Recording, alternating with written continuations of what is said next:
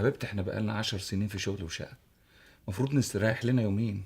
مشروع اللي انت عايزه تعمليه. يا حبيبي انا ما حسيتش بالعشر سنين دول عشان انت كنت جنبي، وبعدين الفلوس اللي انت عايز نحطها في البنك ونعيش بفوائدها فما حدش بيعمل كده دلوقتي. اصل الفلوس بيقل مع الوقت. يا حبيبتي مش هتقل ولا حاجه، دي ارباح البنوك تعيشنا ملوك. ما حدش بيعمل كده دلوقتي الناس بتحط فلوسها في مشاريع، يعني مثلا استثمارات عقاريه. اولا العقار كويس جدا، قيمته ما بتقلش، بالعكس بتزيد مع الوقت، وبعدين ربنا بيبارك في العقارات. طيب سيبينا بس كام يوم نستريح وبعدين نشوف موضوع المشروع ده ايه. انا بس كان نفسي ان انا اعوضك عن ايام الشغل والشقه، نفسي اسعدك واهنيكي. يا حبيبي انا طول ما انا جنبك انا سعيده ومتهنيه، بس انت عارفني ما اقدرش اقعد من غير شغل. يا حبيبتي فاكره يا رحمه، فاكره ايام خطوبتنا اول مره قرينا فيها الاعلان عملنا ايه؟ طبعا فاكر انت قلت لي ايه يومها؟ يا رحمه يا حبيبتي، ما هو رزق هنا هو رزق هناك. ايوه يا حبيبي، بس احنا هناك هنكون نفسنا اسرع. انت كيميائي وتخصصك مطلوب في الشركات الكبيره، يعني ان شاء الله مرتبك هيبقى كبير قوي. وانا كمان لو اشتغلت محاسبه ولا اشتغلت في الشؤون الاداريه اكيد برضو مرتبي هيبقى عالي. يعني في وقت قصير قوي هنعمل لنا مبلغ كويس جدا، وساعتها ننزل بلدنا ونحقق المشروع اللي كان نفسنا فيه طول عمرنا. الله الله، انت خلاص سفرتينا وشغلتينا وكسبنا فلوس وهنستثمر كمان. ايوه طبعا، الايام بتعدي بسرعه، والوقت لو ما اختفتوش هيخطفك. انا بقى اللي عايز اخطفك. هتخطفني توديني فين؟ مش الشعراء بيقولوا على جزيره الاحلام وانا وانت نكون فيها وبس؟ طيب ورأفت وبابا يروحوا فين؟ لا، العقد بتاع الجزيره بيقول انا وانت وبس. لا ماليش دعوه. نغير العقد يا ستي نبقى نزورهم بعدين. فاكر؟ ايوه طبعا.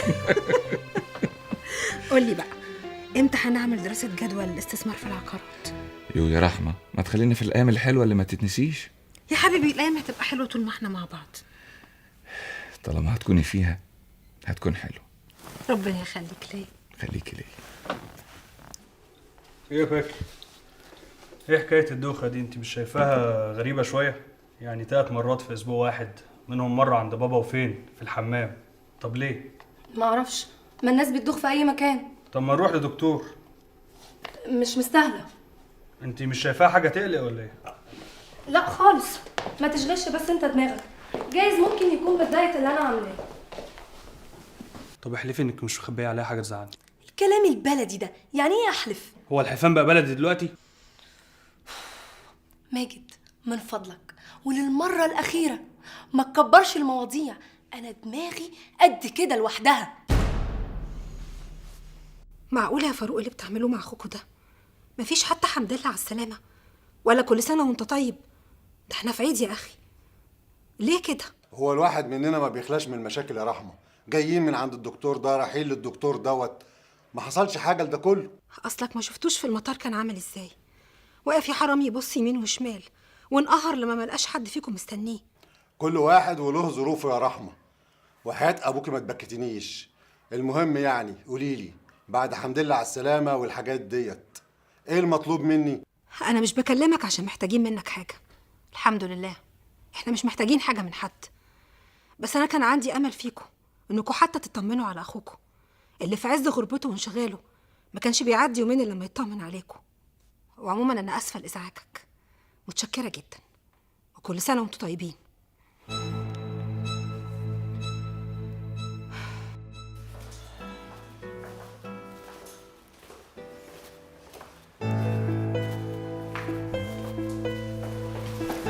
بقى كده تضحك عليا وتقولي تعالي نقعد في المكتب، الاقيك عايز حاجه تانية. بس بذمتك مش عجبتك؟ يخرب بيتك، انت بتعمل كده مع الزباين؟ لا الحلوين بس. طب قولي هتديني العربيه بكام؟ لا لو في حاجه برضو تيجي كده، احنا الاول كده نتقابل 3-4 مرات وبعدين نبقى نتفق على السعر. طب وافرض ما شفتيش؟ يبقى انت الخسرانه. طب ما تجيبه بعدها اشوفك زي ما يعجبك. لا مش هينفع. ليه؟ ما احنا فيها. لا اصلا انا مشغول شويه كده وفي ناس منتظريني يعني، ويلا بقى عشان اقفل المعرض. هو انت بقى اللي بتفتح وبتقفل؟ لا في العطلات الرسميه بس. ايه الجنود دي؟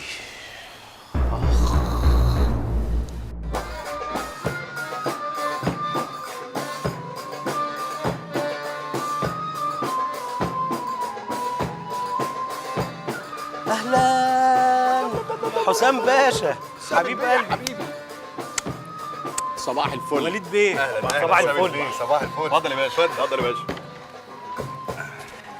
ده إيه المكان الجامد ده؟ يا باشا ما انا عملت ميعاد الشغل هنا عشان عارفك صاحب مزاج. لا بس المكان ده شكله بتاع الناس الرايقه قوي. ويا ريت بقى تقبلوني عضو جديد معاكم. يا ابو الروقان ده انت تشرف، وعلى الاقل زي ما في ما بيننا عربيات يبقى ما بيننا تهييس وانبساط، ولا ايه يا وليد؟ حبيب قلبي يا فاهمني يا حسام باشا. اهلا على فكره وليد، اللي يشوف الجدع ده ما يقولش ان هو ابن ابراهيم الطيب، الراجل الطيب الناجح اللي ملوش غير في شغله.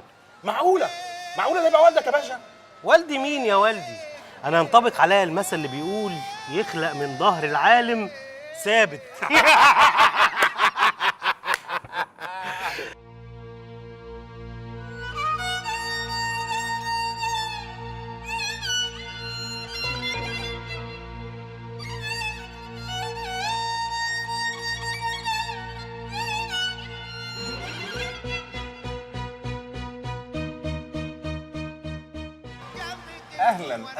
اهلا يا عمري.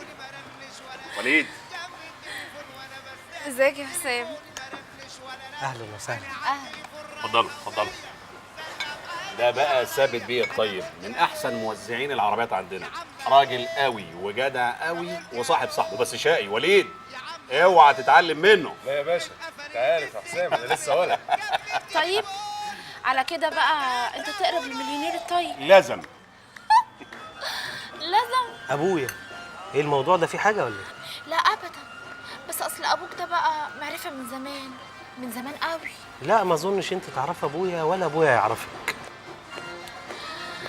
طيب ما يظنش يا حسام. تلاقيكي بس قريتي شويه الاخبار المتفبركه دي بتاعت الجرايد. جرايد؟ لا يا نور عيني، انا مش بتاعت جرايد. ما تقول يا حسام. ست الموزز ليلتنا انس. عيش يا باشا عيش.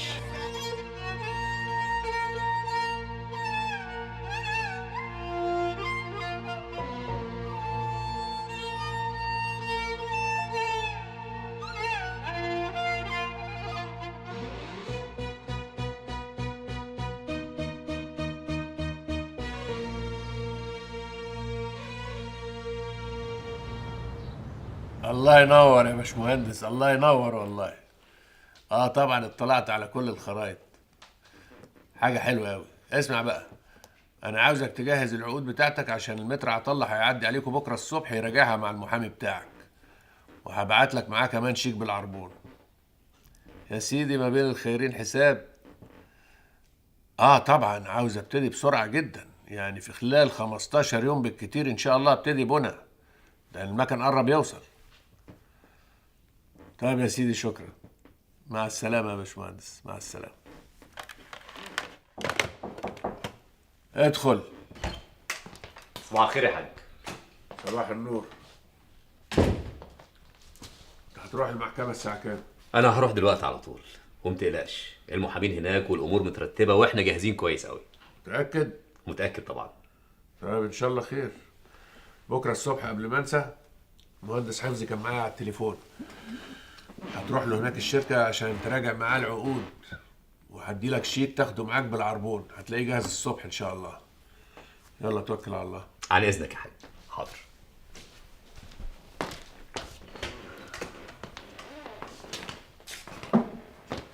صباح الخير يا حاج. صباح الخير يا سليم. خلصت اوراق رحمة؟ خلصت لها كل اجراءات التعيين كمدير عام في المستشفى. على فكرة يا حاج السي في بتاعها ممتاز، مليان خبرات كتيرة جدا.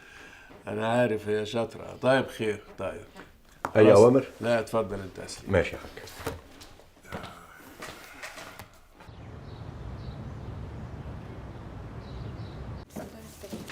كشف عيون يا بنتي. 5 جنيه يا حاج. حاضر يا بنتي،